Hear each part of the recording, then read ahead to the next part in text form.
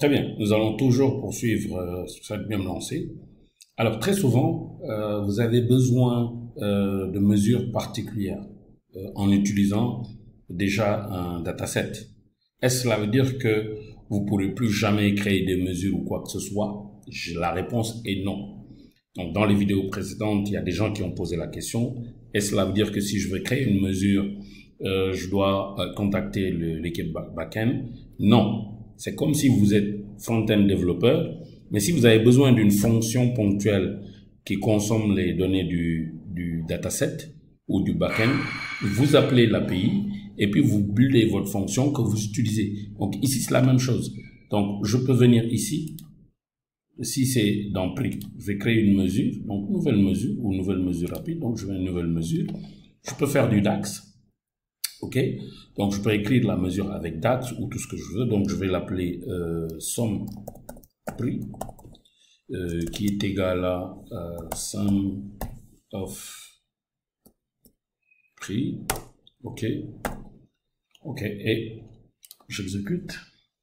Il va aller créer une mesure, somme prix. Ici aussi, je vais mettre nouvelle mesure, somme montant. OK? Donc, nouvelle mesure, je vais mettre son montant. Yep, donc somme montant qui est égal à somme des montants. Voilà. Exact. Et je valide. Et voilà. Donc, regardez bien, ça, c'est des mesures, mais qui n'existent que chez moi. OK, dans dans mon visuel, dans mon backend 2. Je suis dans front-end 2. OK? Donc, dans mon front-end 2, j'ai les deux mesures, somme prix, somme montant, qui existent que chez moi.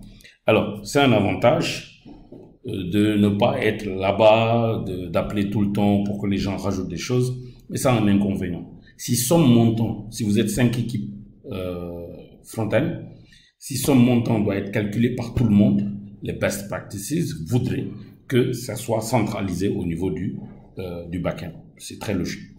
Donc, je vais simplement créer une mesure. Voilà. Voilà.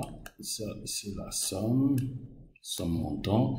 Éventuellement, créer une autre mesure. Somme. Oups. Voilà.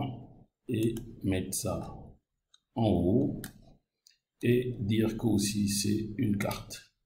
Exact. J'enregistre. OK. Et je publie. Regardez. Voilà. Dans mon espace de travail. Voilà, qui a déjà front-end, mais il va pas me dire que la mesure existe déjà ou je sais pas quoi encore.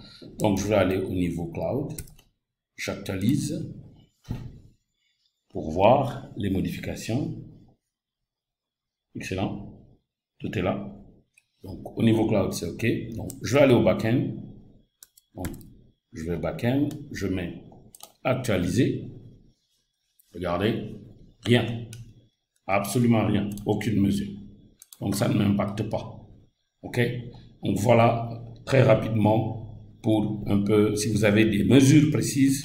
Mais attention, je reviens encore. Vous voyez ici, tout ce qui n'est pas, donc quand je clique sur ma table, vous voyez, nouvelle mesure, mesure rapide, mais nouvelle table, ok, tout ça là, vraiment, c'est désactivé.